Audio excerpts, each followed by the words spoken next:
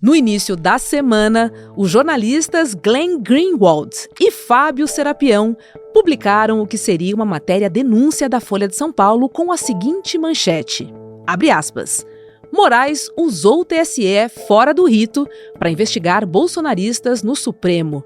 Revelam mensagens. De acordo com jornalistas, o ministro do STF, Alexandre de Moraes, teria ordenado a produção de relatórios pela Justiça Eleitoral de forma não oficial. Esses relatórios teriam sido usados para embasar decisões de Moraes contra bolsonaristas no inquérito das fake news. Os pedidos de Moraes aos seus auxiliares aconteceram através de mensagens pelo WhatsApp entre agosto de 2022 e maio de 2023, período em que o ministro presidiu o Tribunal Superior Eleitoral. De forma prática, a Folha acusa o gabinete de Moraes de solicitar de maneira extraoficial a produção de relatórios pelo TSE.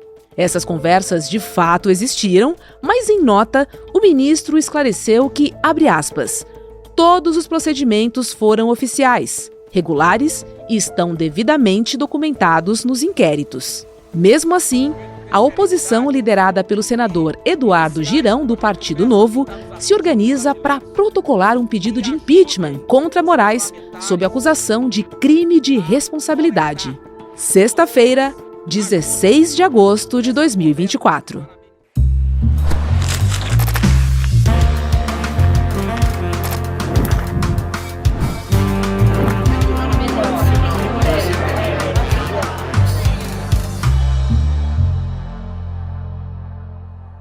Olá, seja muito bem-vindo, seja muito bem-vinda. Eu sou Roberta Garcia e este é o videocast Em Detalhes. Aqui sempre com um convidado nós vamos mergulhar e analisar uma temática do nosso dia a dia.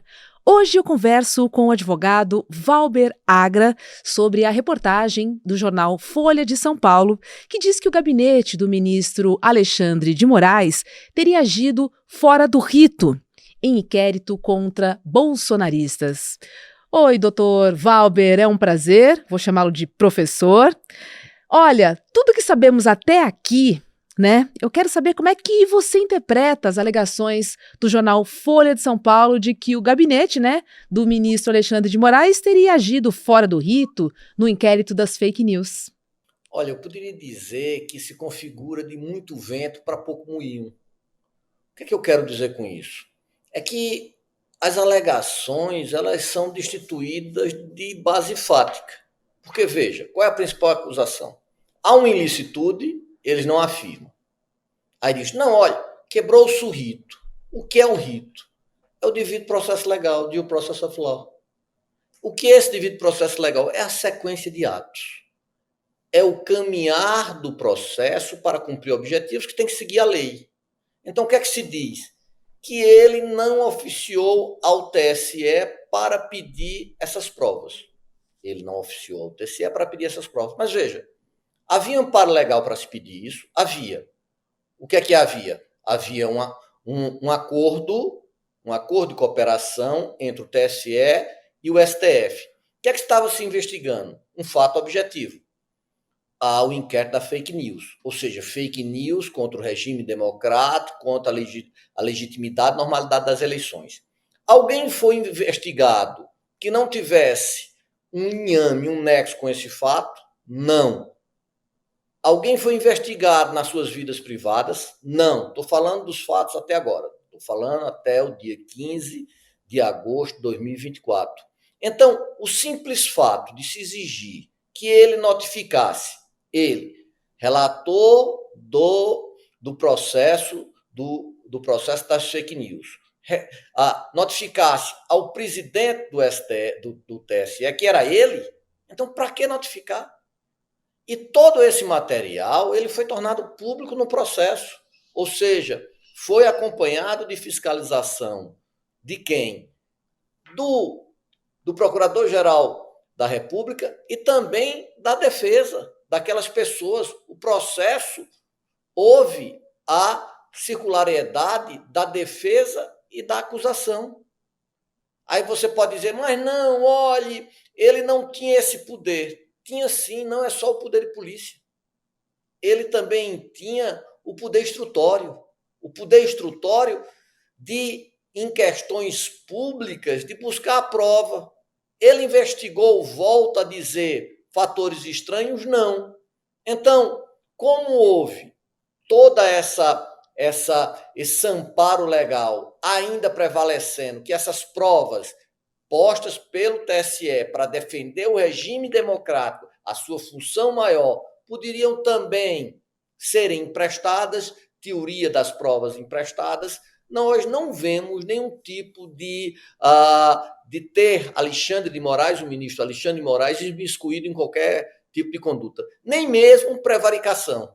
Prevaricação, se houvesse, quem deveria ter dado ensejo foi, à época, o Ministério Público da República, que não cumpriu sua função, ou o Ministério da Justiça, ou a Polícia Federal. Pois é, e o ministro Alexandre de Moraes disse, né, que seria esquizofrênico, né, como presidente do TSE se auto-oficiar. E aí eu te pergunto, há situações em que é permitido ao ministro do STF agir fora do rito normal dos processos ou em nenhum caso? Olha, sua pergunta é muito complexa. Se esse rito não for essencial, se esse rito não causar dano, se esse rito depois for convalidado, então vamos lá nesse caso específico. Era um rito essencial? Não.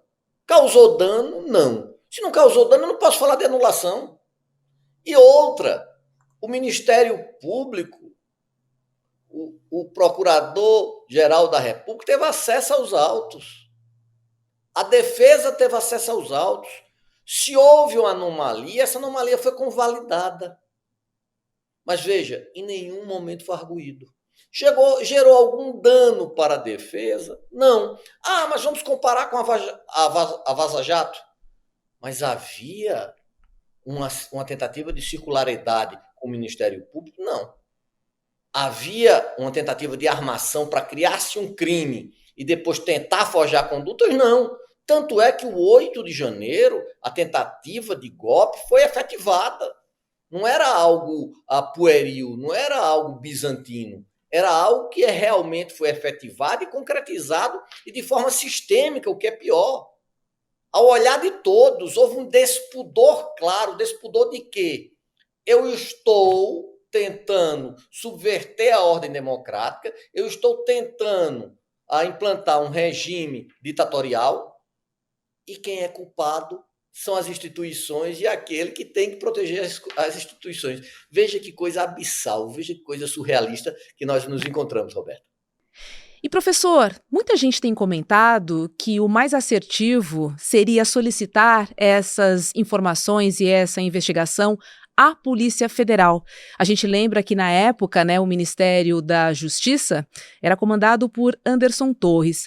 Seria este mesmo o melhor caminho? Mas sabendo que, na época, a Polícia Federal pouco poderia colaborar com a investigação das fake news? Ou o caminho certo é realmente o TSE, hein? O princípio básico da administração pública é o princípio da eficiência. Havia um processo que investigava as fake news. O TSE abriu uma sessão específica para investigar as fake news. Então não fazia sentido você demandar mais trabalho, porque havia um órgão com expertise nisso. Muito mais eficiente seria consultar esse órgão do TSE para fazer esse trabalho. Então não teria sentido a Polícia Federal e outro mais, a Polícia Federal estava, por vontade do comando à época, desestruturada.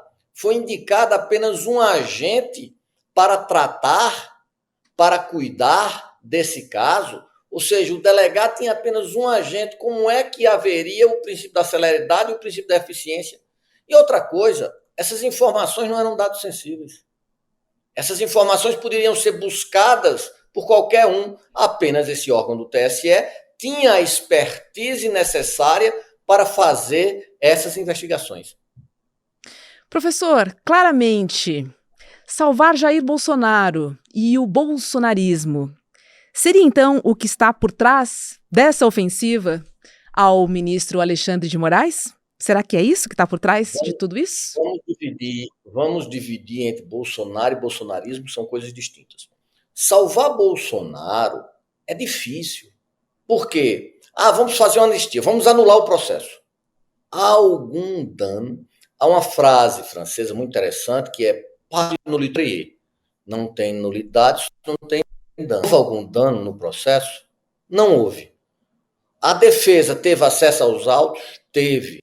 Houve preparação de provas? Não. Não vou nem falar de onde veio essas provas, porque isso daí, essa prova é ilícita. Mas eu até considero que, diante do interesse público, a ilicitude das provas deve ser flexibilizada.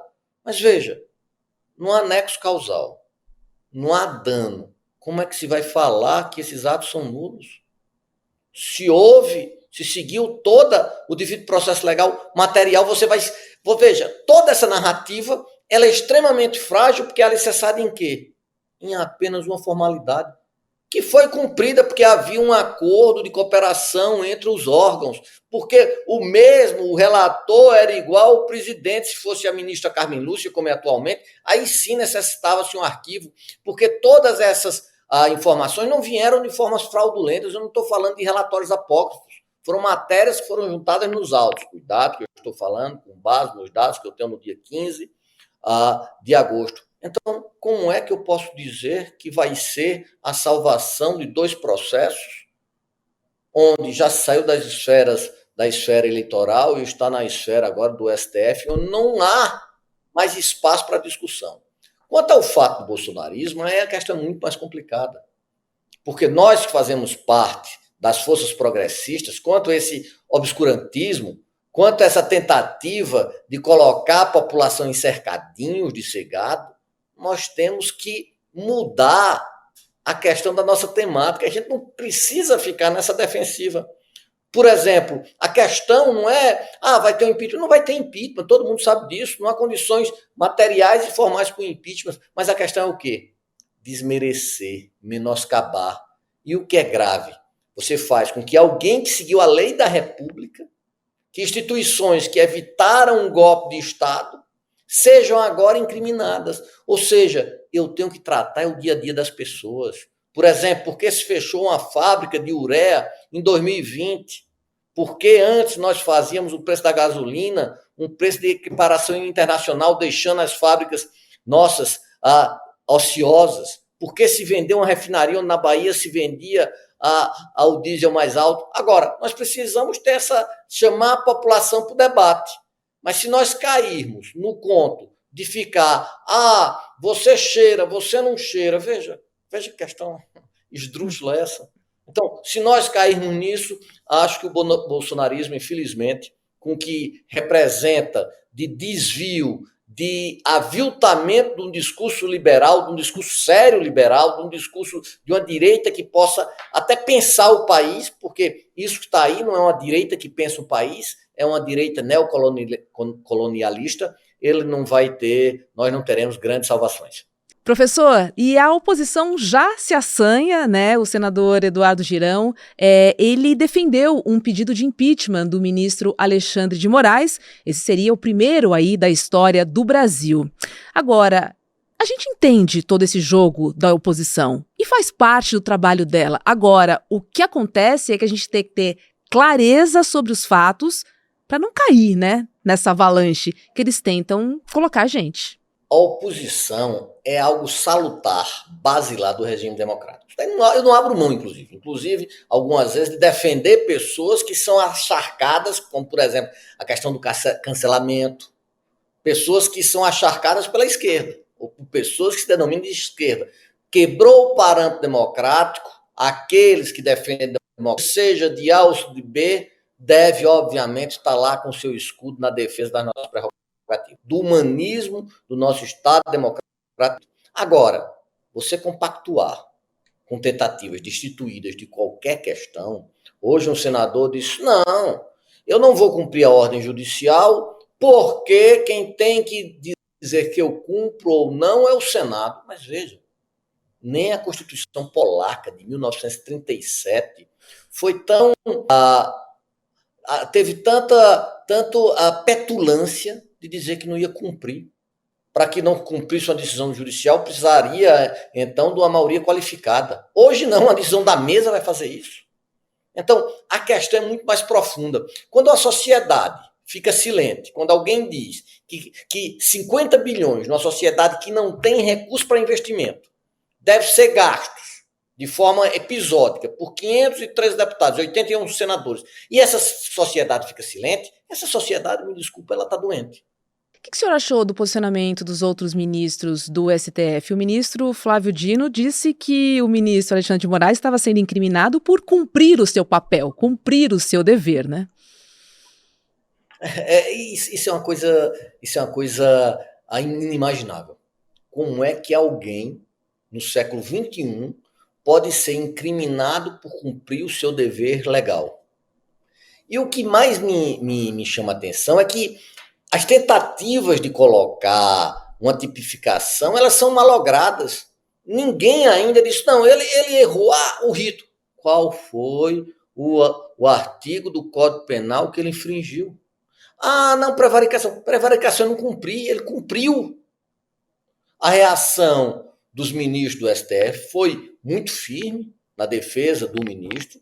A postura da sociedade civil organizada também deve ser firme, e nós devemos o quê? Nós devemos suplantar esse discurso e para questões mais pontuais. Por que essas pessoas ainda tentam não cumprir com as normas? Veja, porque assim, isso me chama a atenção. Apesar de uma taxa Selic de 10,5%, nós vamos ter um crescimento aí em torno de 2,5%. Nós temos as garantias tudo sem sopesar, nós não temos nenhum genocídio de 700 mil pessoas, nós não temos mais obscurantismo, nós não temos mais acharques à situação. Como é que a população ainda fala, e alguns dizem que ainda tem saudade? Saudade de quê? Será que a sociedade brasileira se tornou masoquista? Será que, fazendo jus às palavras do ministro Alexandre, a sociedade brasileira, ou parte significativa da sociedade brasileira, está precisando de divã? São reflexões que nós temos que fazer, porque nós não podemos cair nessa resposta em pautar e sermos pautados por esse discurso. Eu acho que isso é bem mais relevante para a gente. Doutor Agra, eu sei que o acúmulo de cargos é uma determinação da Constituição desde a década de 30, né? Mas eu queria saber qual é a sua opinião sobre um ministro da Corte também ser o presidente do Tribunal Superior Eleitoral. Não seria um superpoder? Veja, não considero, porque a justiça eleitoral é uma justiça especializada. Engana-se quem acha que só trabalha de eleição em eleição, trabalha-se os 4 anos, tem um setor funcionários que trabalham, são concursados, é o que garante, é o alicerce, é o sangue, é o pulmão, é o coração, é o cérebro todo da justiça eleitoral. E os juízes de primeiro grau são emprestados da justiça estadual, os juízes de segundo grau são emprestados da Justiça Estadual e da Justiça Federal, e os juízes do TSE são emprestados do STF e do STJ. Isso garante uma economia. Imagina, porque tudo nós dizemos no Brasil, não, está se gastando muito, a eleição está se gastando muito. Está se gastando muito ou nós não queremos gastar? Está se gastando muito ou nós não temos cultura do Estado zelar para alguns interesses? Porque diz, o nosso índice de IDEB foi ruim. Claro, você sabe quanto é que ganha? Eu sou professor universitário e federal, você sabe quanto se ganha? Então, a sociedade brasileira não tem isso entronizado, que é um custo. Democracia tem um custo que deve pagar. Imagine se pagasse a justiça eleitoral. Se nós tivéssemos juízes só para a justiça eleitoral. E eles serem cíclicos garante o quê? Transitoriedade. Então evita-se que uma casta que tenha determinadas conexões políticas vai se efetivem. Veja que o próximo ministro do TSE será o ministro Cássio, um grande ministro, um ministro que está honrando as tradições republicanas, mas que foi indicado por Bolsonaro. Então isso é salutar. Para o quê? Para arejar. Democracia parte de debate, parte pela prerrogativa que eu devo lutar até mesmo a morte para que o outro, mesmo discordando dele, possa falar. Isso é a essência da democracia. E, professor, o ministro Alexandre de Moraes disse que todos os pedidos, né, que ele fez ao TSE, eles foram documentados. A gente ainda não tem certeza se as reportagens da Folha vão revelar mais algum fato, mais alguma coisa. Se por acaso algum pedido feito pelo WhatsApp não tiver sido oficializado, há materialidade para impeachment ou não, por se tratarem de informações públicas? Veja, primeiro, essa questão não é uma questão essencial. Porque ele não pedia de forma legal. Por quê? Porque ele vai pedir a ele mesmo. A maior parte não houve pedido, mas foram colocados no processo, onde todas as partes poderiam ter acesso. Ah, mas ele combinou para ver o que é que fulano de tal fazia. Sim, eu vou checar as provas e vou colocar as provas no processo que sejam pertinentes com o desiderato do processo. Aquelas que não forem pertinentes, não dizem respeito, fica lá. Esses dados, volto a dizer, não eram dados sensíveis, não estavam no direito de privacidade, right of privacy, não tinha nada a ver com isso. Era coisa que algum hacker podia manusear, um cidadão da famosa geração Z, da geração da infosfera, também poderia manusear. Então, para que essa discussão toda em torno de questões que não são questões significantes? A questão significante é o quê? Tenta-se anular decisões dadas de formas íntegras para defender a Constituição. Aqueles que perderam na tentativa de golpe de Estado, aquelas viúvas, literalmente, de um regime obscurantista e ditatorial, tentam voltar à balha. É isso de forma muito clara que nós estamos vendo. O senhor vê alguma possibilidade de revisão das decisões que foram tomadas com base em um processo que pode ser sido desrespeitado, digamos assim? Duas possibilidades. Ou que venha um fim do mundo, uma escatologia total, coisa que eu não acredito, ou um golpe de Estado, coisa que eu também não acredito. O resto é o quê? É uma narrativa para que possa aglutinar o gado. Como o gado já é fácil de aglutinar, qualquer narrativa serve. Entendi. O senhor não vê materialidade e vê uma grande fumaça. É isso, né? Nem fumaça. Nem A fumaça. fumaça ainda pode tornar não visível aquilo que é cristalino. Eu vejo uma tentativa de aumentar a alienação das pessoas. Porque o que é alienação? É você estar de frente do objeto e não ter condições cognitivas de apreciar o objeto. Nós temos que fazer com que a população possa melhorar essa sua percepção e possa ver as coisas como são. Imagina você, hoje que acordei cedo, ver o sol, o céu de Brasília, aquele azul lindo, e ter a percepção do teor ilimitado da liberdade com a responsabilidade da República. Eu acho que essa seria a conotação mais clara para todos nós. Em casos em que há suspeita de irregularidade, existe um mecanismo para investigar e fiscalizar a conduta dos ministros do Supremo Tribunal Federal, talvez o Conselho Nacional de Justiça, e como é que ele pode agir, ou poderia agir, nesse caso específico aqui que estamos tratando? Olha, no caso dos ministros do STF, você tem o processo do impeachment, desde que haja motivos fáticos, relembro sempre isso. Você tem a possibilidade do Ministério Público entrar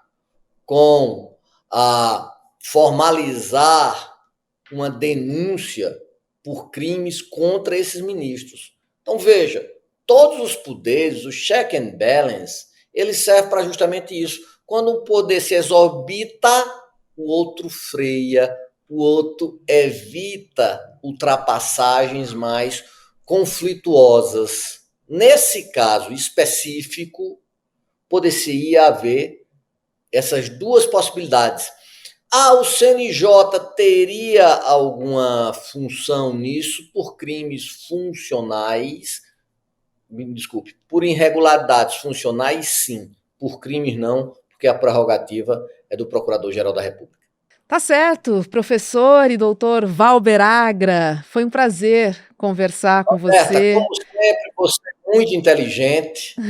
Eu acho que você está mais leve por causa da praia, tá certo? Você passou aí, aproveitou muito aqui. E para mim é um prazer. Um abraço para todos. Acho que o Vitor, que foi que atendeu, que estava aí, para todos Vitor, o vocês. Um Igor, a beijo turma grande, toda do ICL.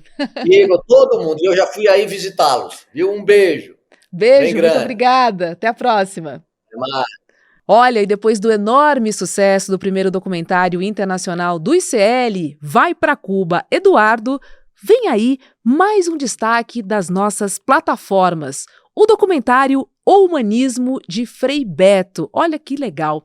Um dos principais nomes da luta pelos direitos humanos no Brasil e no mundo, Frei Beto é o tema deste curta-metragem exclusivo que oferece um olhar profundo sobre a vida, as realizações e também o impacto que ele continua a ter em tempos de luta e transformação social. E a gente convida toda a nossa comunidade para esse lançamento emocionante e também gratuito. O Humanismo de Frei Beto é no dia 18 de agosto, é um domingo, às 8 horas da noite. E depois da exibição do documentário, tem entrevista do nosso Chico Pinheiro, nosso CP, com o diretor Roberto Mader. Inscreva-se para garantir a sua vaga. icl.com.br/cinema. É isso. E o videocast em detalhes fica por aqui. Para você que nos acompanha pelo YouTube, vem aí ICL Mercado e Investimentos com Débora Maganha e André Campedelli. Logo mais, às 6 horas da noite, tem ICL Notícias, segunda edição. A gente se vê. Tchau, tchau. Salve, comunidade ICL! Você está convidado para assistir conosco neste domingo às 8 da noite, de graça aqui no ICL. É só clicar no Saiba Mais, o filme Humanismo de Frei Beto. Filme de Roberto Mader, que conta um pouco desse brasileiro excepcional, autor de 75 livros, teólogo, filósofo e formador de consciência política no país. Frei Beto, ou Carlos Alberto Libânio Cristo. Domingo, 8 da noite, temos um encontro aqui no ICL. Até já!